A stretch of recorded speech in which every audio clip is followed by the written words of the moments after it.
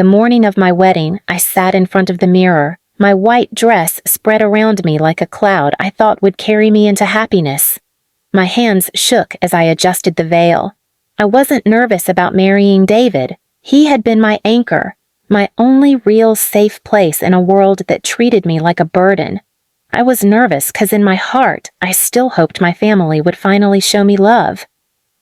For weeks, I'd sent them the invitations. I even went to my parents' house with my fiancé, begging them to come. Dad had leaned back in his chair, his beer can dripping condensation onto the carpet, and smirked. "Why would we waste a Saturday watching you play bride?" he sneered. "Your sister's high school reunion is the same day. That's a real event. People actually care about that. Please subscribe to our channel and tell us in comments from where are you watching this video." Mom cackled like it was the funniest thing she'd ever heard. "Besides," she added, pointing her long nails at me, "a wedding without class is just two losers signing papers. What's there to celebrate? You're not worth the gas money to get there." My sister Madison had chimed in, twirling the diamond necklace Dad bought her. "Imagine everyone staring at you in that cheap dress. Embarrassing. If you had any sense, you'd cancel the whole thing." I stood there stunned, the invitation slipping out of my hand. David squeezed my shoulder, but I could feel his anger boiling. My family didn't even hide their cruelty anymore. They didn't just decline, they mocked me for even asking. Still, deep down, I prayed they'd change their minds. I told myself maybe they'd surprise me at the ceremony. Maybe they'd sit in the back and clap when we kissed. That hope is what got me dressed that morning. The chapel was glowing with candles, the air filled with flowers David's mother arranged herself. His family filled the pews, his cousins, aunts, uncles, all smiling at me with genuine warmth. But the right side of the church, the side reserved for my family, was empty. Row after row of polished wood, vacant and mocking. The officiant whispered, "Shall we wait a few more minutes?" I nodded, my throat tight. I stared at the doors, expecting them to swing open any second. I imagined my parents walking in late, pretending they cared, but the doors never moved. Instead, my phone buzzed in the clutch purse beside me. A text from Mom. I opened it with trembling hands. "Don't embarrass yourself waiting for us. We're having a family barbecue at your aunt's. Madison's telling everyone about how pathetic you looked begging us to come. It's hilarious. Good luck with your little party." I couldn't breathe. My chest felt like it had collapsed. My wedding day, the one day I thought they couldn't ignore me, had been reduced to a joke at a backyard barbecue. David touched my hand, his eyes burning with fury but also with something else. Pity. And that pity cut deeper than my parents' words. I didn't want him to pity me. I wanted him to see me as strong. But all I could see when I looked at the empty seats was proof that my family never saw me as anything more than disposable. They hadn't even tried to hide it. They laughed while I walked down the aisle alone, my veil blurring the tears that wouldn't stop falling. The photographer snapped pictures anyway, trying to angle it so the empty pews weren't visible. But I knew, I would always know. And when the vows were spoken, when David said "I do," I forced a smile through my tears, because in that moment, something inside me cracked, not just from heartbreak, but from rage. As guests clapped and music swelled, I stared at those empty seats and swore under my breath, "They think today is worthless. I'll make sure they regret every second they weren't here." The reception hall should have been filled with laughter, the sound of clinking glasses, and the buzz of two families coming together. Instead, I stood under the soft glow of string lights, every toast from David's relatives reminding me of the silence on my side. I smiled politely, but inside my blood burned. Every time someone lifted a glass and said, "To the bride and groom," I imagined Mom's face, smirking as she piled food onto her plate at the barbecue. I pictured Dad with his beer, raising it not for me, but for my sister's stories about how pathetic I must have looked walking down the aisle alone. David leaned close during our first dance, his voice low. "They don't deserve you. Forget them." But how could I forget? Forgetting was what I'd done all my life. Pretend their words didn't sting. Pretend their favoritism didn't crush me. This wasn't forgetting. This was public humiliation. Every guest saw that empty side of the church. They saw the absence that screamed louder than any applause. When the night ended, David and I drove away in his car, tin cans rattling behind us. His family waved, shouting blessings, but in the rearview mirror, I didn't see joy. I saw rows of empty chairs mocking me. That night, after we checked into the small cabin David rented for our honeymoon, I sat on the bed still in my wedding dress. My phone buzzed again. Another text from Mom. "Did you really go through with it? Poor guy. He doesn't know what he married. We did him a favor not showing up. Madison says you looked desperate, standing there waiting. Wish we could have seen it in person." The screen blurred as my tears spilled over, but my hands didn't shake anymore. They were steady. I realized something. They weren't just cruel. They enjoyed it.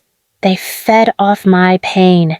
David took my phone gently, reading the message, his jaw tightening.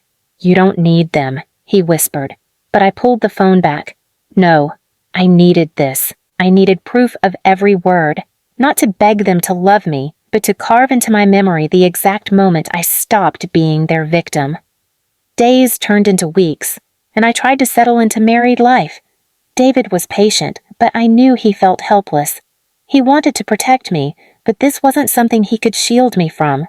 The wound wasn't just abandonment. It was decades of being told I was nothing, sealed by the ultimate betrayal on my wedding day. And my parents didn't stop. They called sometimes, not to check on me, but to brag. "Madison just got promoted. She deserves it, unlike you." Or, "Your wedding must have been small. Lucky you had his family to fill the seats." Every word was a dagger, twisted with glee. I'd hang up and sit in silence, staring at the walls of the tiny apartment David and I rented. The anger kept building, louder than the hum of the refrigerator, sharper than the shadows that crept in when the lights went out. I started to remember things I'd buried. Dad stepping over me when I fell as a kid, muttering, "Get up, garbage!" Mom telling relatives, "Madison is our pride. Our other daughter, well, she tries." The wedding wasn't the beginning. It was the final confirmation. They had never seen me as their child, just as the butt of their jokes, the servant to their golden girl. One night, as David slept beside me, I sat at the kitchen table staring at my reflection in a half-empty glass of water.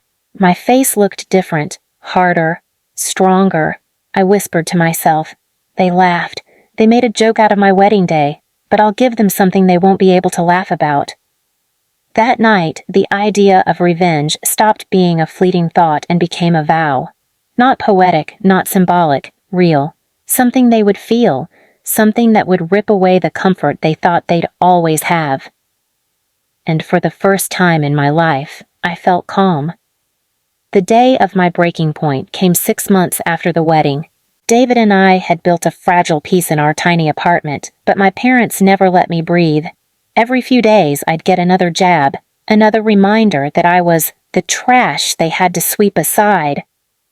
Then came the phone call. Mom's voice, syrupy sweet. "Your sister's engagement party is next month. We'll need some money from you. Since your wedding was such a disappointment, the least you can do is help fund Madison's big night." I stayed silent, my nails digging into the table. Mom laughed, sharp and cruel. "Oh, don't sulk. Think of it as finally being useful. You'll never be celebrated, but you can at least pay for someone who matters." She hung up before I could respond. That night, I didn't cry. I didn't rage.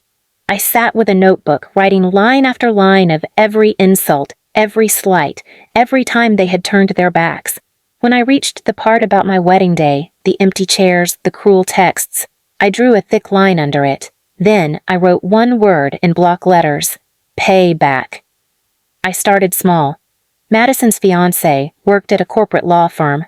I found out, through quiet research, that one of his biggest cases was being handled sloppily. I didn't expose him outright. No, I made anonymous calls, slipped evidence to the opposing side, just enough to plant doubt. By the end of the month, his reputation was stained, whispers running through the office. Madison's perfect engagement no longer looked so shiny. But my parents? They were harder. Their weakness wasn't their jobs, it was their obsession with appearances. They wanted the world to believe they were the proudest, most successful parents alive.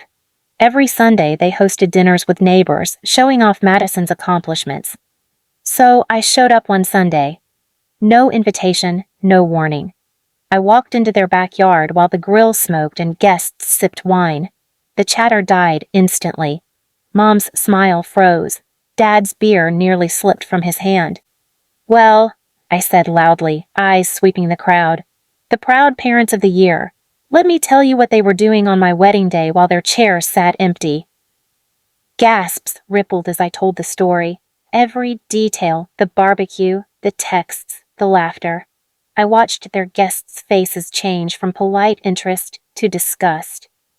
Mom hissed, "You little snake!" I cut her off. "Snake? At least a snake knows loyalty. You two wouldn't recognize it if it strangled you."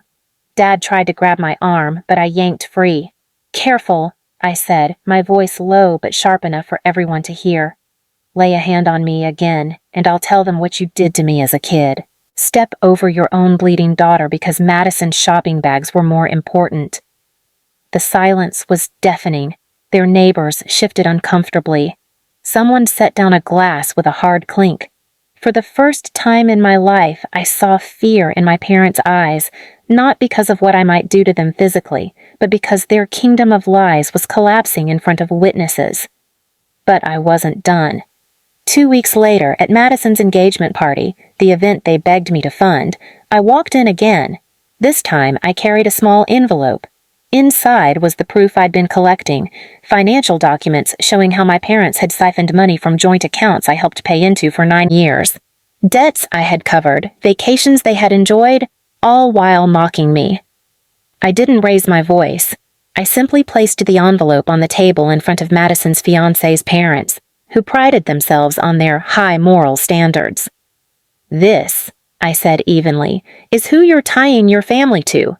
People who would sell out their own blood, abandon her on her wedding day, and drain her dry while laughing about it." The room erupted. Madison shouted, her fiancé's parents demanded explanations, and my mother tried to snatch the papers back. I didn't stay to watch the meltdown. I walked out into the night air, my steps light. By morning, calls poured in. The engagement was postponed indefinitely. Their neighbors stopped attending Sunday dinners. Dad's job at the country club evaporated after whispers spread. Mom's social circle crumbled, invitations drying up. Madison stopped posting her perfect photos online. And my parents? They called me, over and over, first with rage, then with pleading. "Fix this," Dad growled. "We're your parents." "No," I said, my voice steady. "You're just strangers who taught me cruelty better than love. Now you get to live with the lessons you gave me." I hung up. For the first time in my life, I felt the weight lift. Not because I had destroyed them out of spite, but because I had finally reclaimed the power they stole from me. They thought my wedding day humiliation would be the end of me. But in truth, it was the day I began writing their downfall. And this time, they weren't laughing. Please subscribe to our channel and tell us in comments from where are you watching this video.